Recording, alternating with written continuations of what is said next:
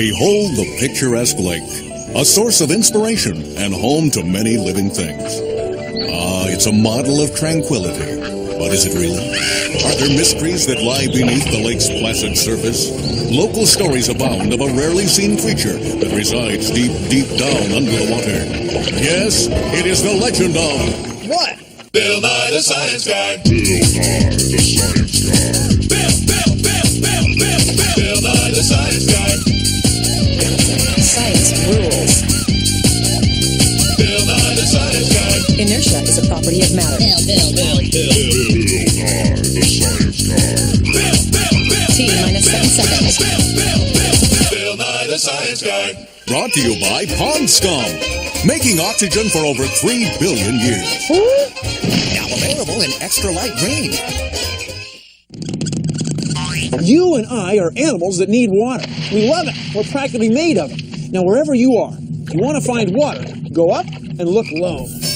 Because low places are where water collects. We call these places lakes and ponds. See, water's no different from you and me. It gets pulled down by gravity. So wherever there's a depression or low basin in the land, and there's enough water around, water will form pools. Sometimes the pools get pretty big. To make a lake, we need a depression, a big basin, a swale, a dip. We need a mushed-in part of the earth. So, gravity pulls glaciers downhill.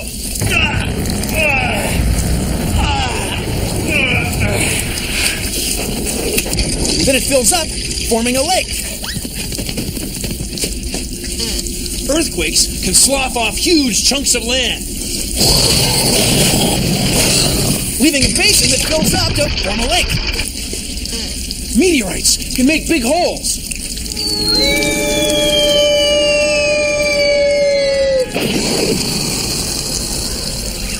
The crater fills up and forms a lake. Since it's not hard to figure out which way water will flow, humans can change and even make our own lakes and ponds.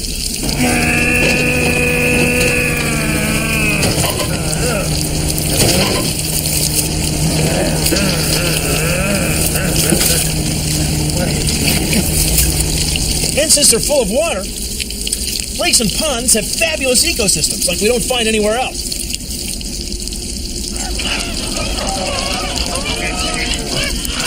Lakes and ponds are wow. They're wild. They're wonderful. They're places where we land animals love to go to get a drink.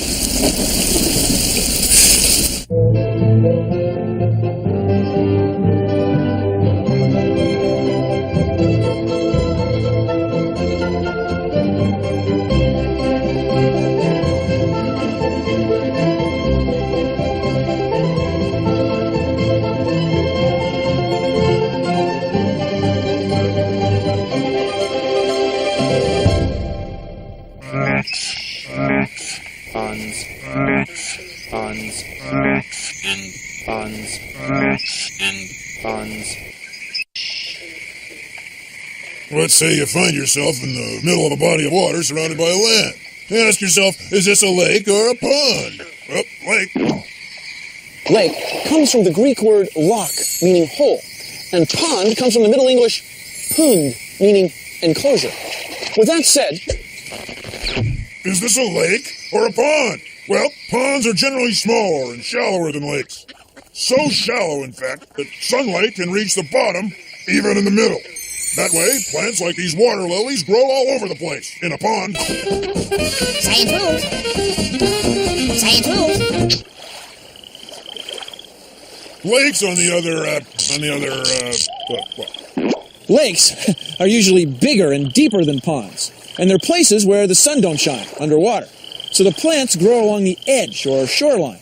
But both ponds and lakes are just loaded with life. There's fish and flies and... frogs. Ribbit.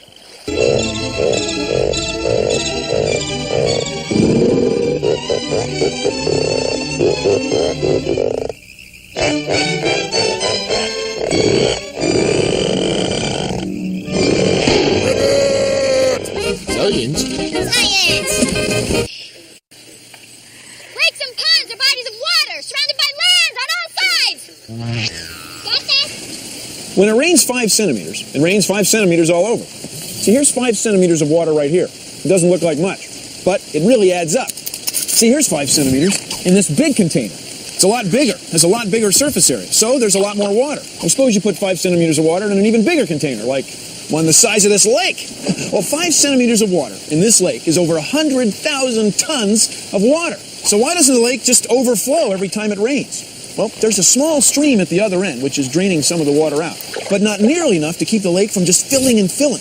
Well, it turns out that the energy from the sun makes the water in the lake evaporate, turn into a vapor.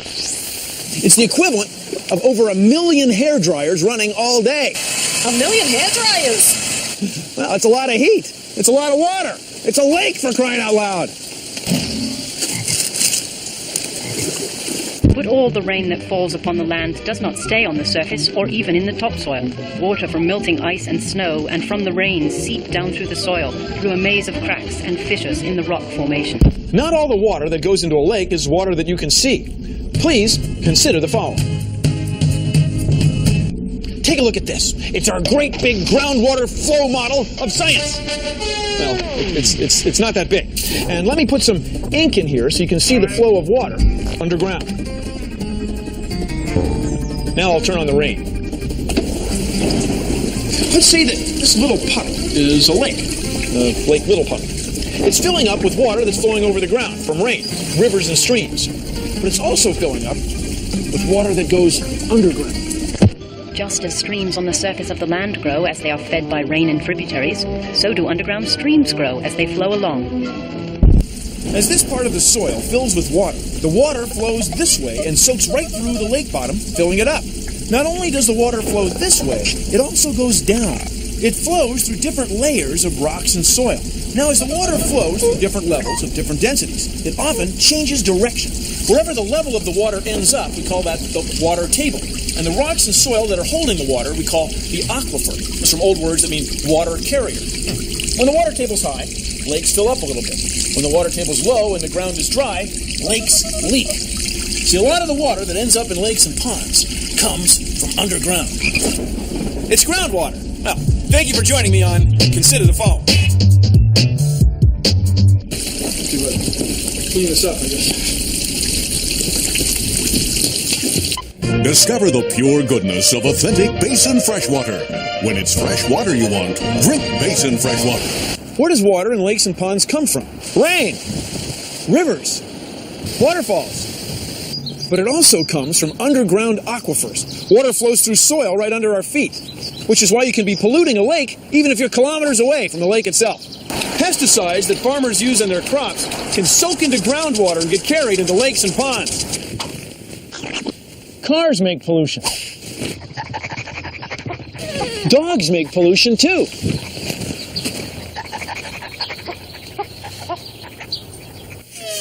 Look, water runs downhill. So if you fertilize your lawn, that's fine for your lawn. But eventually, some rain's going to fall. And when it does, some of that fertilizer is going to get washed into a lake. Fertilizer's okay for your lawn. But too much fertilizer can kill life in a lake.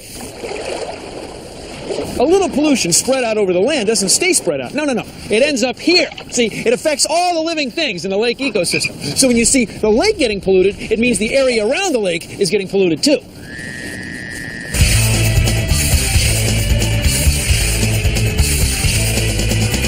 I'm Andrea Leslie, and I'm a freshwater ecologist. Lakes and ponds are affected by air pollution through acid rain from cars and industry, and we measure these effects. Even here at Mount Rainier National Park, which is a very wild and pristine area.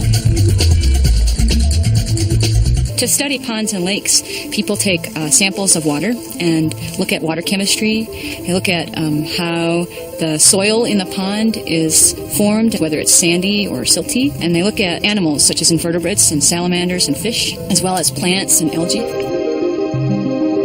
This looks like a bunch of sticks, but it's actually the house of a little insect called a caddisfly. An insect community or an other invertebrate community can reflect how healthy a pond or a lake ecosystem is.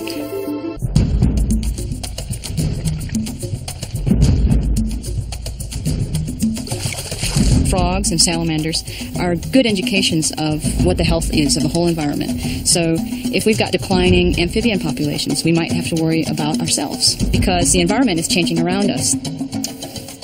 Lakes and ponds are really special ecosystems.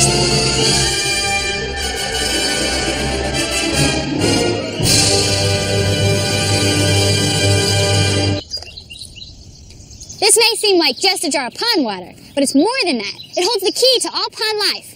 It's full of microscopic plants and animals that help provide food for every living creature in the pond. Don't believe me? No, I don't. Well, look. Take a clump of algae, Right. put it on a slide, put some pond water on there. Naturally.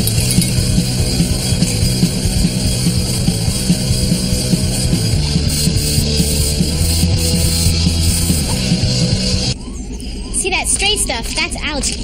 Algae are single-celled plants that take energy from the sun and make food and oxygen.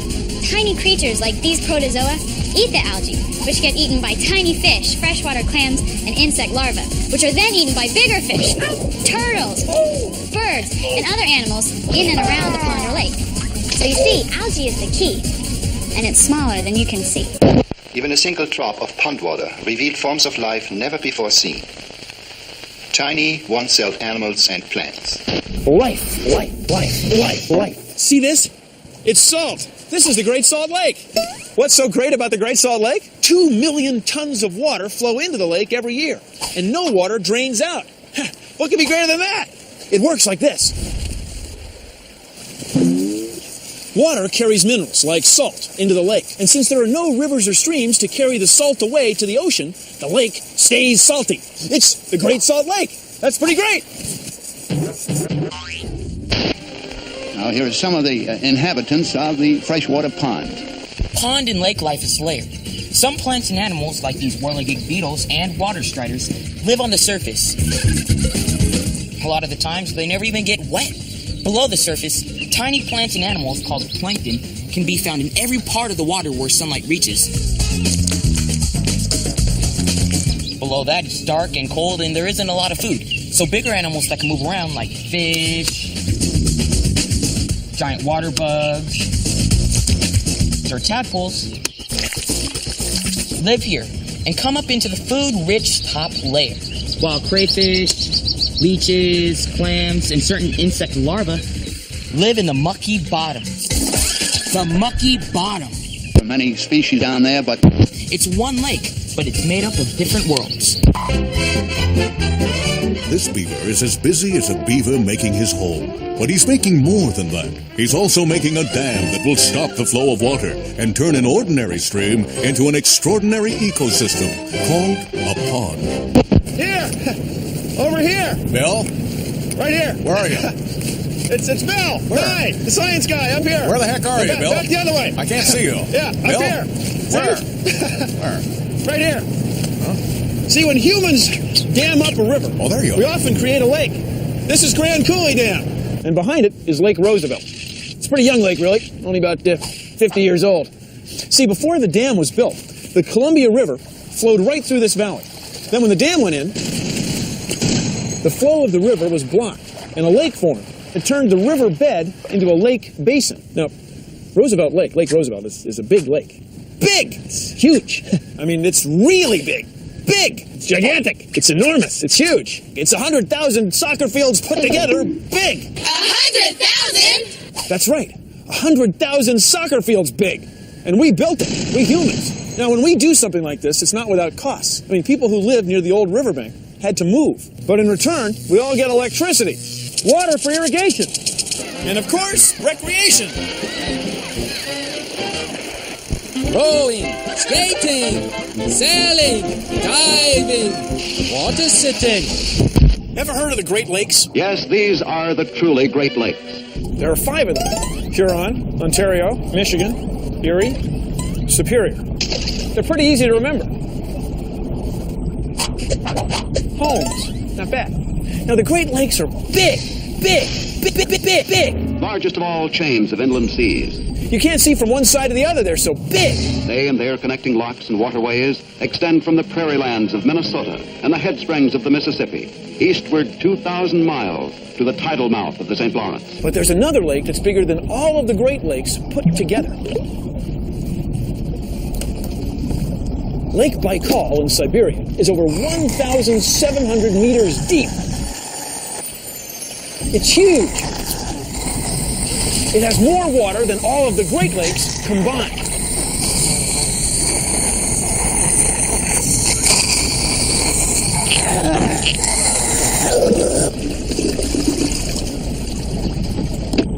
It's huge. It's enormous. To get to Lake Baikal, you just go to Ulaanbaatar and head north to get to Ulan-Ude and hang a left. You can't miss it. Oh, if you end up in Usalye Sirskoye, you've gone too far. Lakes and ponds are bodies of water surrounded by what? Cut. Hey, Bill. No, the other way.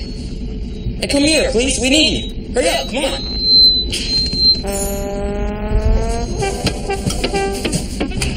Now, lakes and ponds are bodies of water surrounded by what? Land, on all sides. How do they form? I'll tell you how. 6, count them, 6 ways how lakes and ponds form. First, glaciers kind of carve a basin.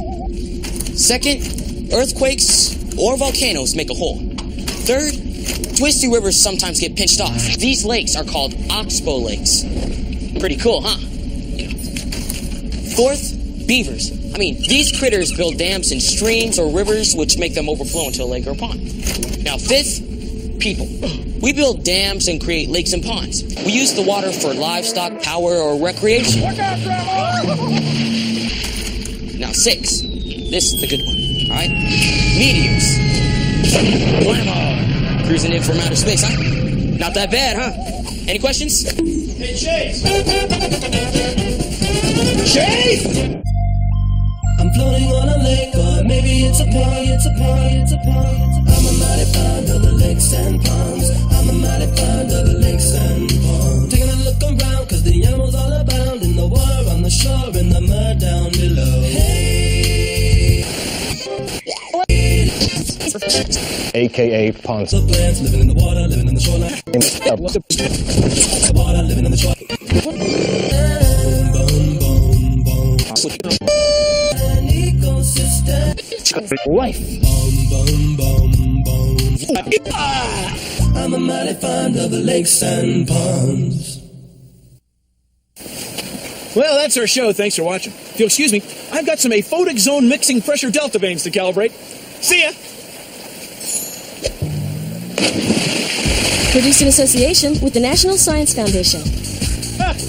Beautiful! And the pressure vanes are okay. I gotta look at them. Well, no, I mean, I didn't make enough time to pack all yesterday. Oh, hold on. Here's one right here. Hang on a second. Hang on. I can't see it. Okay, hang on. For smaller animals and plants, the surface of the water is like a floor because of surface tension. Surface tension. But for us larger animals, with some other water solution, or even wacky, kooky, we could use less water. I myself personally have got to stop because we're so far off the script. I would rather not live in a world without lakes.